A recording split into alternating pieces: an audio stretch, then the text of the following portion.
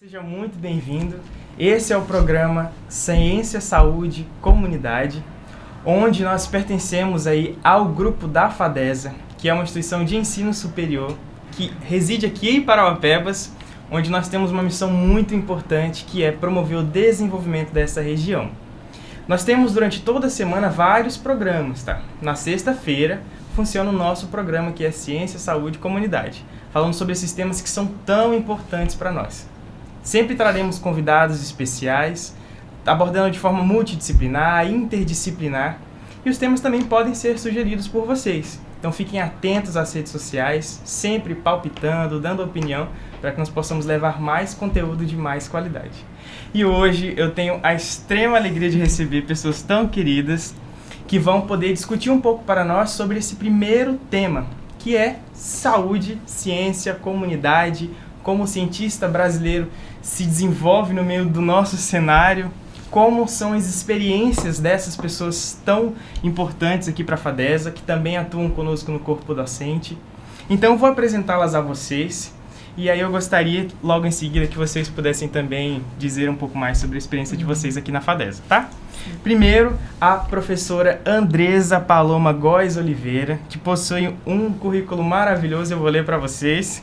Tá? Doutora em Genética e Biologia Molecular pela Universidade Federal do Pará, mestre em Biologia de Agentes Infecciosos e Parasitários pela UFPA também, biomédica, graduada na Escola de Ensino Superior da Amazônia, faz parte do corpo docente aqui da Faculdade FADESA, atua ainda como membro do núcleo docente de alguns cursos como Psicologia, Enfermagem, Nutrição, Odontologia, também atua na coordenação dos laboratórios aqui da FADESA, tem experiência no ensino superior, cultivo e isolamento de enterobactérias, ensaio imunoenzimático, biologia molecular, bioinformática, análise estatística, linguagem Python e R. É isso? Aquelas palminhas no fundo. Né? Trabalho também com revisão, com correção, com fichamento de artigos científicos. Seja muito bem-vinda, professora Andresa. Muito obrigada, professor Bruno. É um prazer estar aqui, iniciando, dando start justamente nesse programa tão importante para a comunidade acadêmica e a comunidade como um todo, a sociedade. Eu acho extremamente importante essa iniciativa da instituição FADESA, do senhor professor Bruno, excelente coordenador na enfermagem, e a gente tem muito o que compartilhar aqui, com certeza, e eu tenho o prazer também de compartilhar as minhas motivações, os meus ideais e a minha vivência juntamente com outra biomédica, colega de profissão, Jordana. Nossa história é longa na ciência. E a gente se conhece não a partir da FADESA, e antes dela a gente já se conhecia, e foi um prazer dividir justamente a instituição. Né? Exatamente, nos reencontrarmos aqui na FADESA. Então eu tenho o prazer de comentar justamente sobre essa questão da ciência na comunidade. Para mim é sempre muito bom falar sobre isso, principalmente voltado para nós mulheres, cientistas, e justamente a gente está aqui para auxiliar no que for necessário, e juntamente com a Jordana eu espero que a gente consiga alcançar todos os êxitos dos questionamentos. Sim. Muito bom. Obrigado, professora. Eu que agradeço. Agora também a professora Jordana. Olha, eu não sabia desse encontro de vocês, esse reencontro de vocês. Que Sim. Maravilha, mundo da ciência. Desde a graduação. Vocês estaram juntas? Na mesma faculdade. Na mesma faculdade. Ah, que legal. Períodos diferentes, Foi. E aí a gente se encontrou. Não precisamos legal. falar de idade, né? Mas eu estive um pouco mais à frente. Mas a gente fez na mesma faculdade a biomedicina, e depois nos encontramos no Instituto Evandro Chagas. Isso. E mais uma vez na FADESA. E agora na FADESA. Tá consolidada a amizade. Com Exato. certeza. Então, professora Jordana Cristine Dionísio da Silva, Isso. também possui um currículo maravilhoso, graduada em biomedicina também, pela Escola de Ensino Superior da Amazônia. Durante o seu curso de graduação, ela praticou estágio extracurricular, participou dos projetos de iniciação científica, PIBIC, tá? Lá no Instituto Evandro Chagas. Também participou na seção de bacteriologia e micologia. Sua especialização é dentro dessa área, né, Sim, professora? eu sou micologista. Muito bom. Então, praticando sempre dentro do laboratório, que é um local onde a senhora se sente à vontade, eu acredito. Tá? Nos períodos de 2016 a 2019... Foi bolsista pela Fiocruz também, a Fiotec Fiocruz. Fui. Olha só, mestre em microbiologia e micologia pelo programa de biologia parasitária na Amazônia, na Universidade do Estado do Pará. Isso. Também presta assessoria científica. Sim. Atua aí praticando também dentro da pesquisa através de relatórios para empresas também, não é isso? Sim, sim. Atua como docente aqui na FADESA. Também participou de outras universidades, possui especialização em gestão da qualidade. Olha só, gestão hospitalar e auditoria, tem Sim. MBA também, um currículo maravilhoso também. Gente, eu estou me sentindo aqui num lugar, entende? Um lugar muito importante, Ok. com pessoas Não, tão a queridas. a gente compartilha, né? A gente, de grãozinho em grãozinho, a gente vai compartilhando com um, com o outro, e assim a gente acaba... É sempre pouquinho. aquela necessidade de alcançar novos patamares, novos ambientes. E não Isso. propriamente por status em si, né? Mas com certeza certeza. por conhecimento. Acho que essa questão da ciência é muito essa busca incessante por algo novo, por conhecer, por desvendar justamente as perguntas científicas. Né? Se for colocar esse ponto, de fato, né? A ciência, ela traz isso, essa inovação constante, né? A gente precisa ter, acho que quem de fato é da ciência, se a gente puder juntas deixar de mensagem, principalmente para os alunos que têm esse anseio de pegar esse caminho da ciência mesmo, é uma busca constante por algo novo. Não só em uma produção do seu trabalho ali, mas uma busca constante nossa, né? De nos aperfeiçoarmos, de linkar informações novas, de trazer contribuições. Acho que é por isso que às vezes a gente acaba diversificando, né, esses conhecimentos em si ali, porque justamente... É realmente um ambiente maravilhoso, né, gente? Eu tenho uma paixão muito grande pela academia, sabe? Eu acho que é um lugar onde eu realmente deveria estar. Eu sou enfermeiro, acho que eu esqueci de falar pra você, na minha formação, mas eu sou enfermeiro, as minhas especializações são em relação à saúde do trabalho, docência do ensino superior, né? Estou na especialização de gestão hospitalar clínica. Acabei de receber uma notícia maravilhosa, né? Um dos meus artigos foi publicado na revista Qualizar. Eu fiquei feliz. É um orgulho para um pesquisador conseguir fazer uma publicação numa revista de impacto, né? E olha que coincidência. Só ali cortando rapidinho, perdão. Fica à vontade. O meu artigo do mestrado, depois de quase 6 anos tentando publicar, eu consegui também numa revista A. Olha só! Gente, é muito difícil. Pra quem vai estar assistindo aí, acho que seria também uma boa pauta para colocar, para poder explicar de fato o que é essas categorias dentro dessas publicações. Por que a gente fica tão feliz? Porque é a nossa felicidade, entendeu? Porque para que eles consigam entender o grande impacto que tem o trabalho dos dois aqui está sendo publicado num tipo de revista assim. Por que a gente almeja, né? Um qualizar. E o que é o qualizar? Esse reconhecimento, né?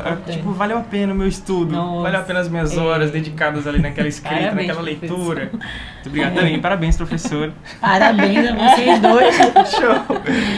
Pessoal, então vamos continuar hoje com a nossa discussão, nosso debate sobre esses temas tão importantes que são ciência, saúde, comunidade. Eu gostaria de começar com algumas perguntas, tá? Sim. Só pra gente elevar um pouquinho a nossa discussão, pra gente conseguir trabalhar os temas ao longo do nosso bate-papo. Então vamos lá. Perguntando aqui pra professora Jordana. Certo. Professora Jordana, como é que seria... Então, como é que você escreveria esse ambiente científico, esse ambiente acadêmico, né? Hoje, mais ou menos, dentro dessa realidade que nós temos aqui de tecnologia, conhecimentos. O que eu tenho como contribuição justamente com as experiências que eu tenho, né? Com essa evolução da história, né, a gente sabe que a gente veio lá de uma época onde nós não tínhamos tanto aparato tecnológico que nos auxiliasse em diagnósticos, né? E a ciência hoje, ela detém uma grande tecnologia, né, que nos dá um embasamento muito forte, né? Então, hoje, dentro dessas grandes instituições científicas, você tem todo um embasamento para o início de um determinado estudo, né? Claro que o que é importante salientar aqui para as pessoas que estão ouvindo, que tudo isso, para que a gente consiga ter o desenvolvimento da tua pesquisa, né, o desenvolvimento do teu trabalho em si, envolve muitos pontos, né? Envolve muitas variáveis. E a parte econômica é uma delas, tá? E é bastante importante frisar sobre isso, porque às vezes a gente tem um olhar sobre a saúde, um olhar sobre o desenvolvimento da ciência e centraliza ele justamente na história de estar simplesmente somente numa bancada, num trabalho na bancada. Mas para chegar até ali, existe muitos empecilhos, né? A gente que trabalha dentro dessas grandes instituições, a gente vê que ali tem muito envolvimento político. A gente tem que entender que a política da saúde, ela tem grande relevância, sim, nesse processo da ciência. A economia tem uma base fundamental, né, para os grandes financiamentos, né, justamente para pagamentos de bolsas, né, liberações de bolsas, liberações de compras, né, no nosso setor de compras. Então isso daí tem influenciado bastante. Então, dentro da área da ciência, né, a ciência atual, ela se encontra em um quadro bem desenvolvido, que nos dá um aparato, um suporte muito bom, mas que a gente sabe que por ter essas variáveis, né, principalmente com relação a um quadro político que acaba influenciando muito, acaba por limitar determinadas pesquisas, limitar determinados estudos, né, que nós temos atualmente. É verdade. Eu acho que a gente está vivendo num cenário muito bom. Eu trouxe uma pesquisa aqui que foi feita há um tempinho atrás, no ano de 2022, se eu não me engano, que diz que a ciência no Brasil se tornou 21% mais relevante desde 96.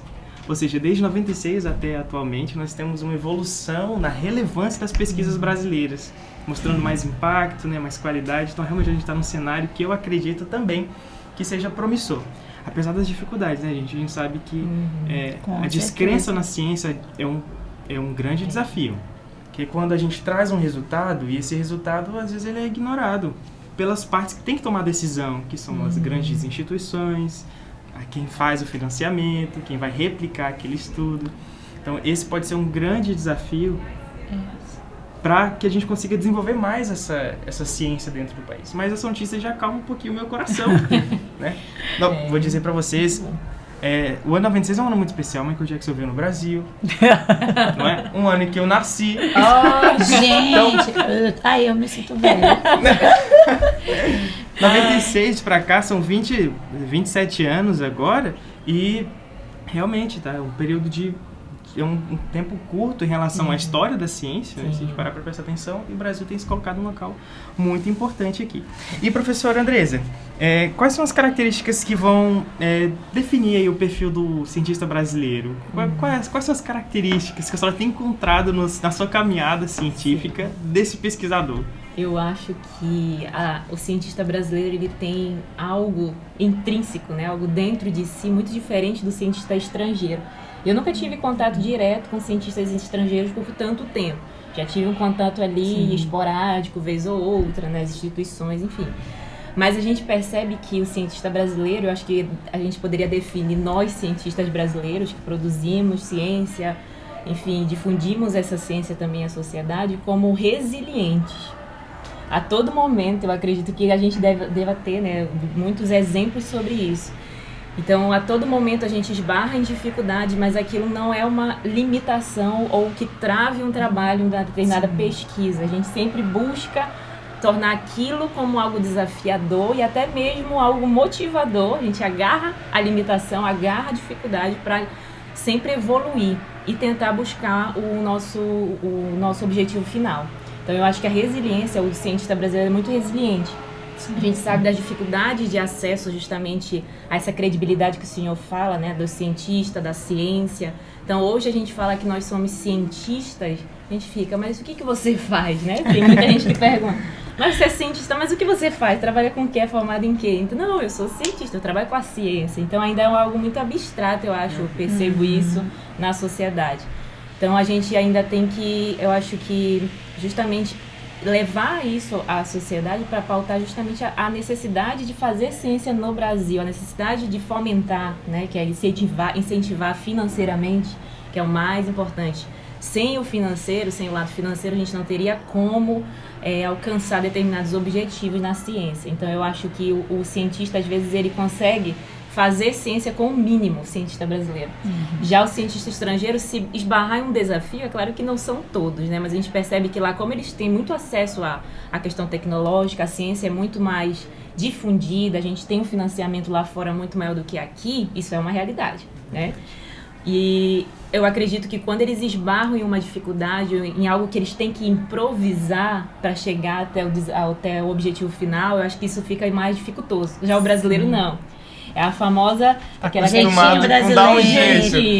Não, exatamente. E se eu puder dar uma ressalva em cima Com do certeza. que ela falou, aqui no Brasil, né, quando a gente fala de epidemiologia, quando a gente fala dessas variáveis que existem de fato, porque lá fora, apesar deles estudarem, vamos dizer, um determinado micro-organismo, né, lá não tem tantas variáveis ambientais quanto nós temos aqui. Exatamente. Então nós sofremos essas variáveis ambientais. É por isso que hoje a Amazônia se tornou um grande centro. Por isso que o Brasil hoje está muito mais desenvolvido com pesquisa.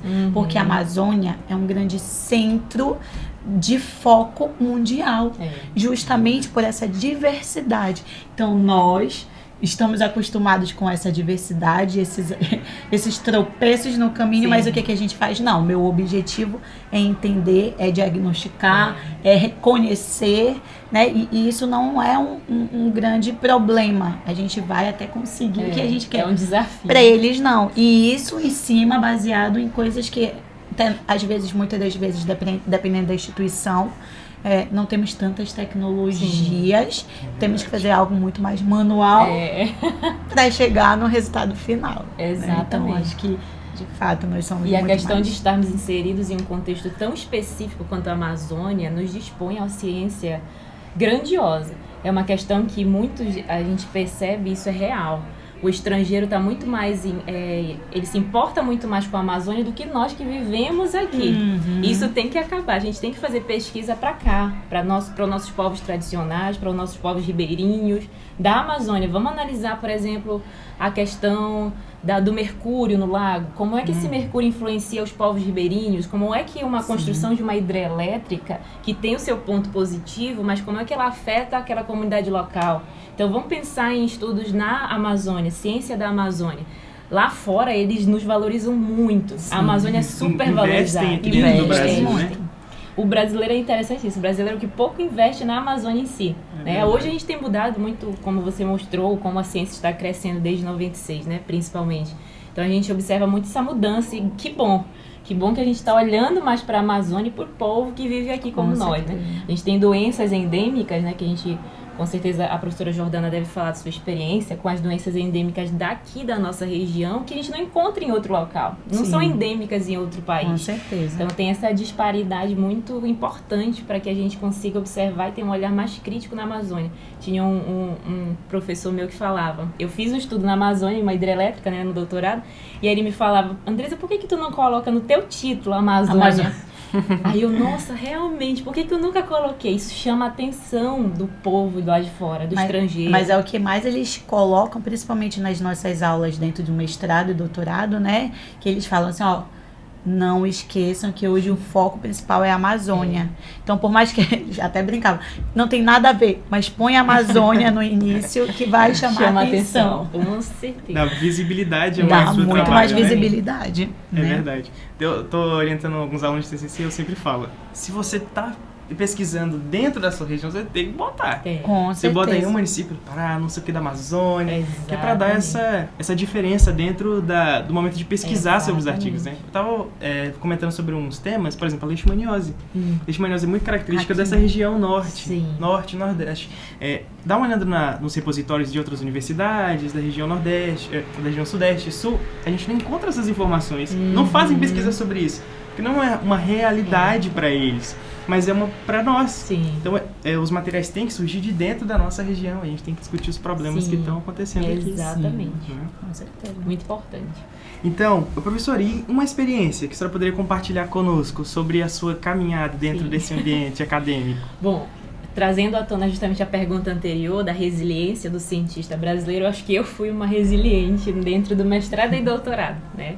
Eu tive a oportunidade, então, logo de sair da graduação, eu saí em 2011, em 2011, e aí eu entrei em 2011 e saí em 2014, perdão. Em 2014 eu me formei, em 2015 recebi o diploma, e logo em 2015 eu já ingressei em março de 2015 no mestrado. Tive essa oportunidade grandiosa de poder iniciar minha vida acadêmica no mestrado. E eu já tinha visitado, né, essa questão da ciência lá no Instituto Evandro Chagas, onde a gente se conheceu, na mesma sessão, que a gente chama bacteriologia e micologia. Caio, ainda trabalhamos na mesma sessão. Na mesma sessão.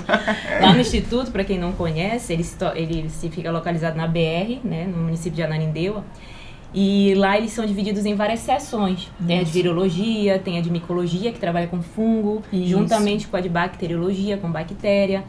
E aí eu trabalhava com bactérias, né, bactérias isoladas ali dos povos que vinham consultar, vinham ceder a sua coleta lá no ambulatório. Então, no próprio instituto tem um ambulatório que chama SOAMO, né, a sigla dele, e lá eles iriam passar, então, a partir de cada sessão, dependendo do seu quadro clínico, enfim, para que a gente uma triagem lá, né? Exatamente.